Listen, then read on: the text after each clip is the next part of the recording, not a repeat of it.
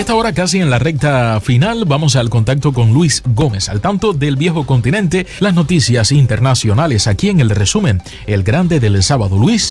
Muy buenas tardes, oyentes de la Radio Mambí. Vamos a empezar esta semana con el tema sobre el hecho de la esposa de Pedro Sánchez, el presidente del gobierno español, el presidente del Partido Socialista y Obrero Español, tener de comparecer ante los tribunales por sospecha de corrupción. Parece que Begoña Gómez, que es su nombre, el nombre de la primera dama, ha sido llamada este martes a declarar ante el tribunal en el próximo 5 de julio en la calidad de investigada o imputada por sospechas de corrupción en el sector privado y también por tráfico de influencias. Pero ¿qué pasó exactamente con la primera dama española?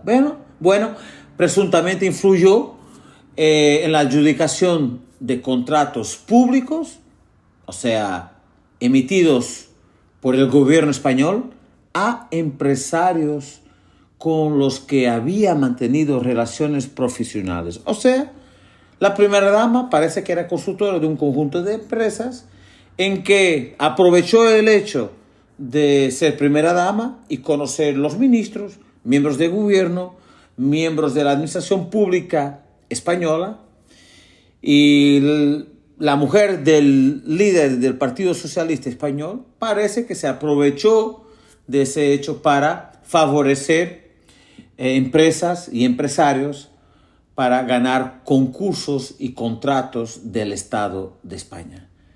A ser probados todos estos hechos en la corte, en el tribunal, en España, es un crimen grave y es un crimen que naturalmente tendrá consecuencias incluso para el presidente de gobierno.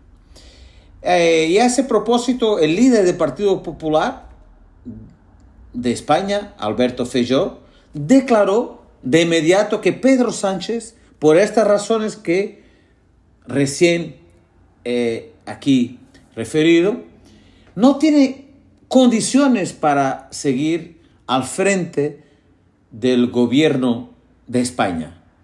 ¿Y por qué? Porque, dice Alberto Feijóo, que la primera dama, siendo imputada de corrupción y de tráfico de influencias, naturalmente contamina la credibilidad de su esposo, de Pedro Sánchez, presidente del gobierno español, y afecta la credibilidad del gobierno, pidiendo su dimisión. Para finalizar, vamos a tratar del tema más importante del programa, que son las elecciones que decorren desde ayer, viernes, hasta mañana, domingo, para las elecciones para el Parlamento Europeo. La primera cuestión fue una noticia muy interesante que salió en varios medios europeos, que de dónde proceden tres cuartas partes del dinero que se entrega a los partidos en Europa. A esta pregunta la respuesta, imagínense, es no sabemos. Pero sabemos que, curiosamente, los países más occidentales, como España, como Francia, como Italia, como Finlandia, son los menos transparentes, a excepción de mi país, de Portugal. Los países más orientales son aquellos que tienen más transparencia en la financiación de los partidos políticos. Países como Hungría, países como Eslovaquia, Eslovenia, los partidos del antiguo bloque soviético que después entraron en la Unión Europea. Pero esta semana se calentó un poquito más el debate. Entonces el presidente del Consejo Europeo, que se llama Charles Michel, ha dicho una frase, una declaración que traduce muy bien aquello que es el pensamiento socialista, que no necesitamos una comisión política, necesitamos una unión política. Esta es una frase, como me referí, típicamente socialista, o sea, muy redonda, aparentemente muy poética, pero vacía de cualquier tipo de contenido. Porque en realidad es que Europa en las últimas décadas ha estado llena de estas buenas voluntades, pero no ha concretizado realmente el proyecto europeo. Europa hoy, y por eso gran parte de los candidatos que se candidatan al Parlamento Europeo critican a Europa porque no tiene una estrategia clara, no se ha podido afirmar como un espacio de desarrollo importante desde el punto de vista económico y no ha aumentado su competitividad de este territorio en el marco de la economía mundial.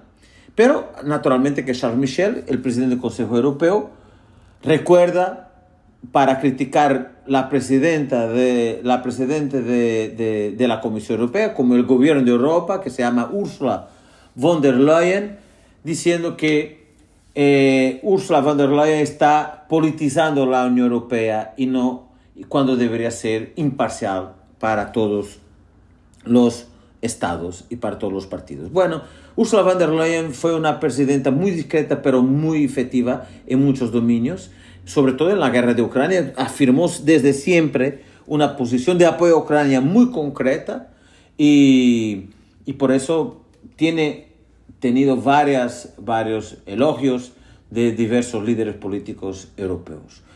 Pero esta semana se centra las atenciones en estas elecciones para el Parlamento Europeo. ¿Y por qué? Porque se espera un aumento, un incremento de la extrema derecha en Europa. Y este aumento vamos a ver en cuántos puntos porcentuales van a ser. Y en función de su peso en el Parlamento Europeo, sabremos si va o no van a ocurrir cambios en las políticas de la Unión Europea. O sea, va a haber condiciones para Europa poder fortalecer su poder geopolítico, su poder económico, su poder tecnológico, de forma a alcanzar los patamares de desarrollo de Estados Unidos y de China. ¿Será que el crecimiento de la extrema derecha va a condicionar o no va a condicionar la política de la cohesión europea, que es una imagen de marca de Europa? O sea, ¿qué es la política de cohesión? Es todos los mecanismos financieros de los países más desarrollados, más ricos, poder ayudar a los países más pobres. ¿Tendremos condiciones o no para continuar con este tipo de políticas? Por otro lado, es importante tenernos muy en cuenta el siguiente. Y tenemos, sin embargo, hablado de esto a lo largo de las últimas semanas aquí en este espacio, que es el siguiente. Europa cambió desde febrero de 2022. ¿Qué ocurrió en febrero de 2022? La invasión de Ucrania por parte del ejército de Putin, por parte de Rusia. Esta invasión cambió el llamado status quo de la política europea. Y hasta ese momento, por ejemplo, en Europa, era un tema prohibido hablar de política de defensa. Se criticaba, los socialistas criticaban de se querer militarizar toda Europa, de querer difundir una política de guerra en Europa. Pero bueno, desde ese momento de febrero de 2022 cambió las preocupaciones y las prioridades en Europa. Y hoy es unánime por el centro derecha y centro izquierda que Europa tiene de invertir en una industria de defensa. Tiene que prepararse para poder defenderse mejor. Y el tema que era el último de las prioridades en Europa pasó a ser el tema más prioritario en toda la Unión Europea. Por otro lado, ¿habrá condiciones o no habrá condiciones en función del resultado de la extrema derecha, insisto, para continuar a invertir? Y es verdad que Europa es un ejemplo para el mundo en inversión en energía verde, energías sostenibles, ¿ok? ¿Va a haber condiciones o no? Porque algunos líderes de la extrema derecha critican severamente el tipo de inversión que se está haciendo en este campo.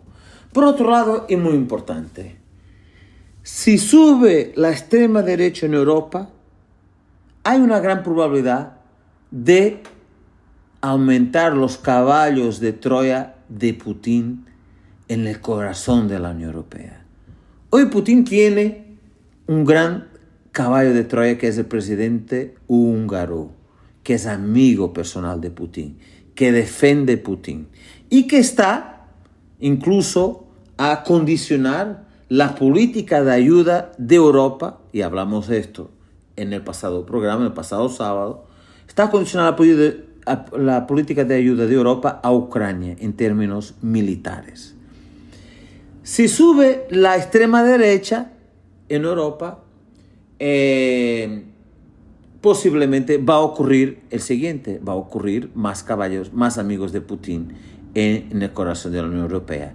Y puede condicionar la respuesta de ayuda de Europa a Ucrania y el posicionamiento de Europa, que tiene sido clásico en las últimas décadas para algunas materias bastante importantes. Este es el $1 million question, la pregunta de $1 millón que vamos a saber mañana. Y son esos resultados que vamos justamente a saber en una semana aquí, en este espacio de opinión de política internacional en la Radio Mambí.